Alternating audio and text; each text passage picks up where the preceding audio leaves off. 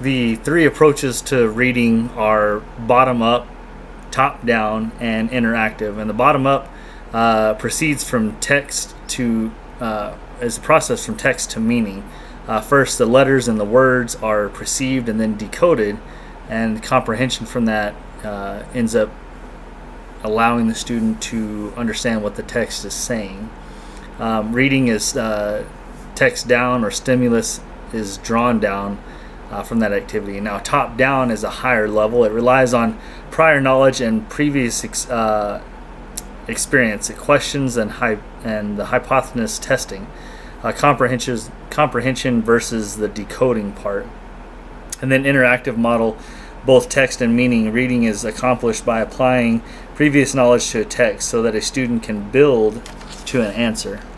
The more traditional approach is the bottom down. That's the traditional model. That would be like the tried and true method. The newer method is the top down and the interactive model, where reading is integrated with your other language arts, which is speech, listening, and writing. Some of the pros and cons. The traditional model, some students may not be able to grasp some of that, just text and decoding and stuff like that, so you may have to break it down even further. Some kids may be beyond that point and actually need a top-down style model. And the same goes for top-down and interactive. It just depends on where your students are, whether one works better than the other. I think the higher level, if they're ready for it, a top-down approach would be the way to possibly teach reading at a higher level.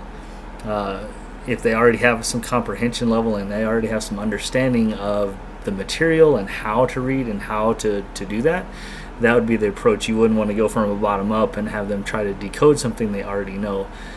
So really, I think it's not that there's a better one. I think it's just understanding your audience and understanding your students and their comprehension level and their education level as to where you need to be. I think there's a place for each one of these, and it depends on the student.